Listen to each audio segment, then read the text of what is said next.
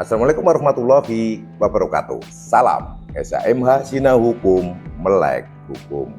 Pemirsa SHMH yang berbahagia sebangsa dan setanah air dimanapun Anda berada, dan saya berdoa dan mendoakan semoga kita semua selalu diberikan rahmat oleh Tuhan Yang Maha Esa.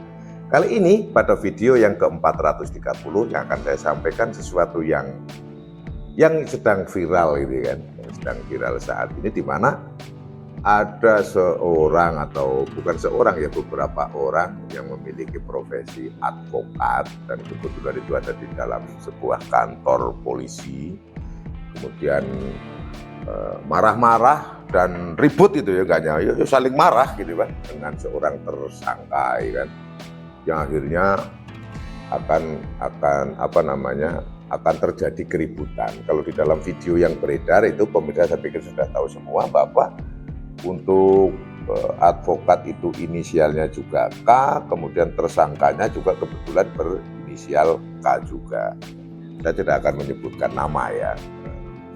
Namun kalau ingin tahu persis, silakan pemirsa untuk membuka itu kejadian tersebut. Yang ingin saya garis bawahi atas kejadian tersebut, ternyata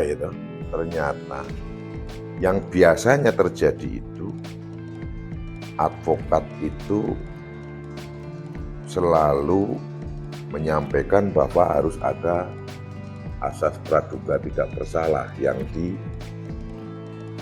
harus dijunjung tinggi oleh aparat penegak hukum, penyidik seluruhnya, termasuk penyidik Polri, penuntut umum, selalu ngomong begitu, asas praduga tidak bersalah.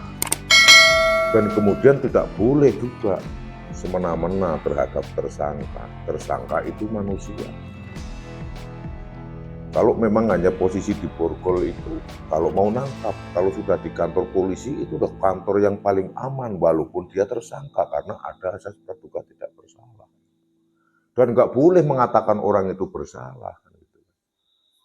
Ini yang terjadi kalau melihat di video, lucu gitu kan, terbalik semua. Jadi apa yang disampaikan oleh, ya mungkin oleh rekan-rekan advokat yang lain, nggak ada itu, nggak ada. Saya seolah-olah kayaknya sudah lupa gitu kan. Kalau begitu emosi, yang ada coba tersangkanya preman, yang advokat juga akan bergaya preman juga, mau pukul-pukulan itu kan, begini-begini itu kan. Waduh, saya prihatin juga kalau melihat seperti itu. Kenapa lupa kan? Maaf ini bos. Jadi ternyata orang itu mengendalikan emosi itu adalah paling sulit. Nah, kalau berbicara mengendalikan emosi, yang paling sulit itu, yang paling sering harus mengendalikan emosi itu kan penyidik, khususnya polisi ini ya. Bekerja A dimaki, bekerja B dicaci, salah sedikit langsung dihajar habis gitu kan. Andai kan kejadian itu yang menekan si tersangka itu adalah si penyidiknya, yang ngomong seperti itu, pasti posisi dari advokat yang menjadi pembela menghajar betul itu penyidik, menekan tersangka. Harus dijunjung asas praduga tidak bersalah. Pasti seperti itu, saya pastikan itu. Ini yang terjadi, yang emosi adalah si advokat. Terus selama ini yang digaung-gaungkan, yang diomongkan itu kemana gitu loh? Apakah kalau hanya emosi sedikit itu langsung lupa gitu kan?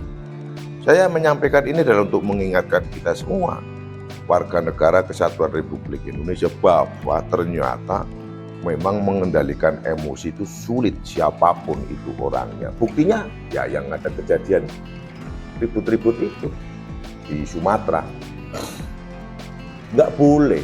Pemahaman hukum saya dari kecil, dari saya belajar hukum, memang walaupun itu tersangka, hak-haknya harus dijunjung tinggi, dikedepankan hak-haknya. KUHAP sudah berbicara kan gitu. Undang-Undang Nomor 8 tahun 81 bahwa ada kewenangan yang seluas-luasnya diberikan kepada penyidik, penuntut umum, dan majelis hakim serta yang lain.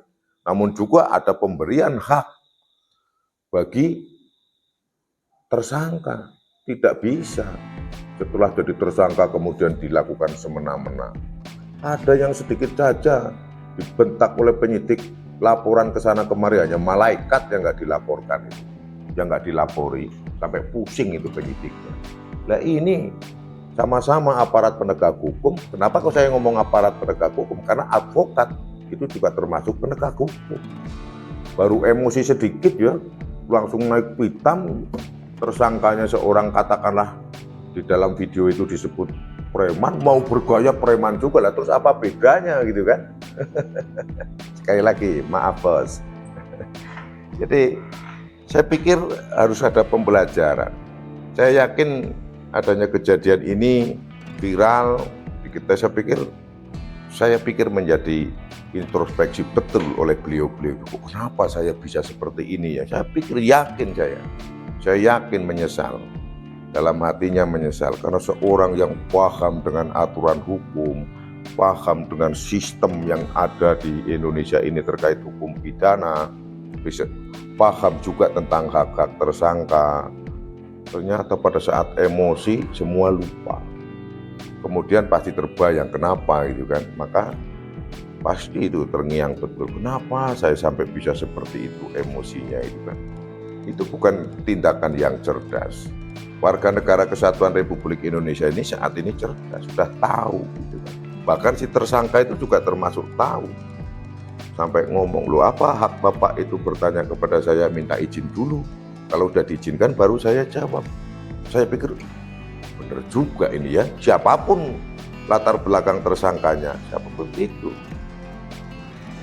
Waktu dibentak, ditanya, hampirlah ditanya-tanya kayak diinterogasi, yang nyuruh siapa. Memang bukan kewenangannya, memang itu kewenangan dari penyidik.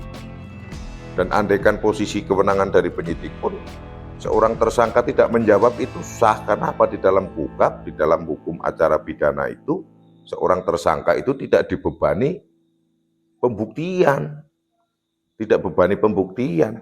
Pembuktian itu bukan haknya, bukan kewajibannya seorang tersangka. Tersangka mau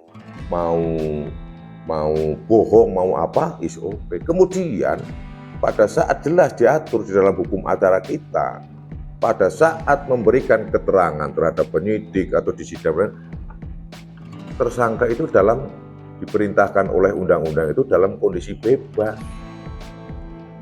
Dalam kondisi bebas, bukan kondisi yang tertekan, tidak boleh.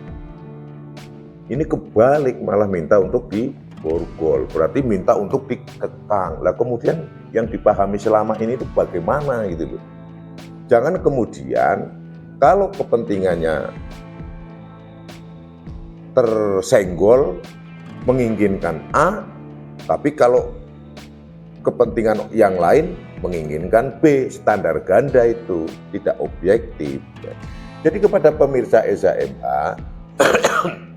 yang perlu ditandaskan bahwa memang aparat penegak hukum, khususnya penyidik atau kepolisian, itu memiliki kewenangan yang diatur oleh peraturan perundang-undangan untuk menggunakan kekuatan dalam rangka melakukan penangkapan terhadap tersangka, mulai dari yang lunak, yang lembut, yang keras, sampai juga penggunaan senjata api. Tapi itu ada aturannya gitu ya. Dan kemudian di hukum acara pidana, kitab undang-undang hukum acara pidana kita sudah saya sampaikan hak-haknya itu di pasal 50 sampai dengan 68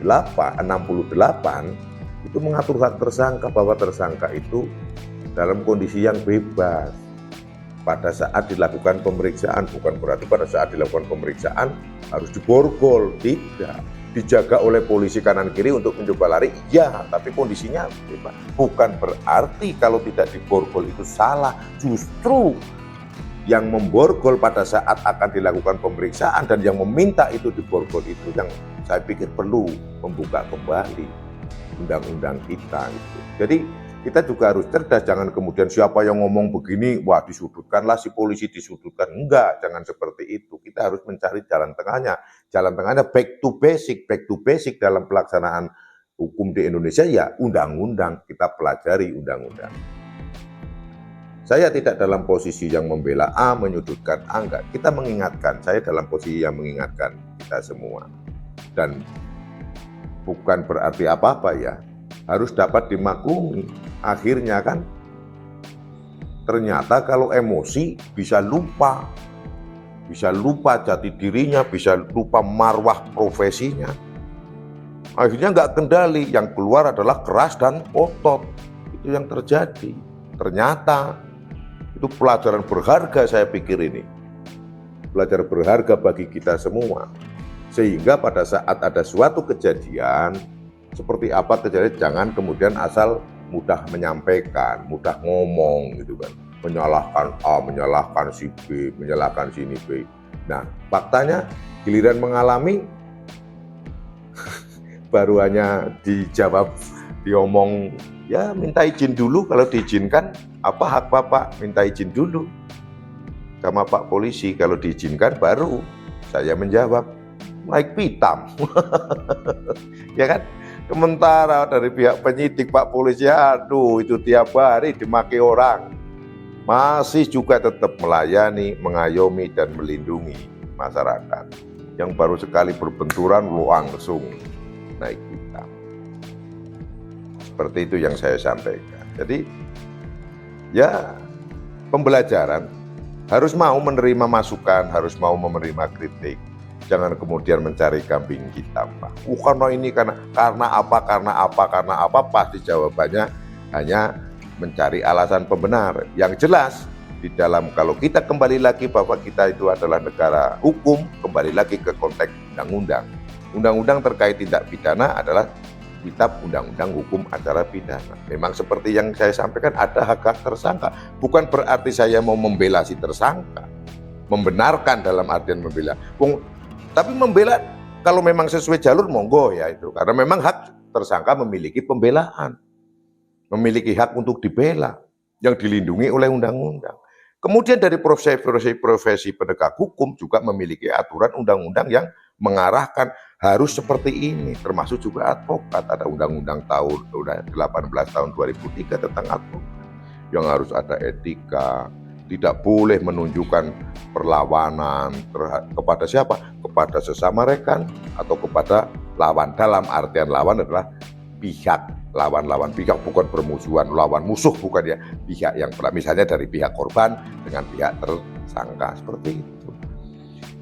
Ya, mudah-mudahan video ini bisa untuk mengingatkan kita semua, dan khususnya beliau-beliau, agar bisa, ternyata iya kan, ya. Jangan kemudian saya ngomong seperti ini, kemudian zamannya sekarang sudah era informatika, ya kan, dan memiliki kebebasan berpendapat, kemudian menyalahkan saya lagi kan, ya kayaknya nggak pas juga itu kan, kayaknya nggak pas juga. Dan saya tidak dalam posisi yang menyudutkan, saya hanya menyampaikan kepada kita semua, termasuk saya, bahwa memang kita itu harus mengembalikan emosi supaya kita masih tetap menjadi diri kita sendiri. Kalau emosi sudah hilang, kalau emosi sudah menguasai kita, akhirnya siapapun bisa lupa sebetulnya siapa kita. Yang ahli hukum lupa juga, yang mungkin kayak saya orang biasa kayak gini lupa juga. Yang preman, ya preman gimana ya, preman nggak ada hukumnya kan. Nggak ada undang-undang yang mengatur preman itu kan, yang ada yang melarang gitu kan. Akhirnya ya, bukan berarti apa membela yang kalau udah terkenal, udah kondang itu kan, ya ternyata bukan hal yang besar yang bisa menjatuhkan marwahnya.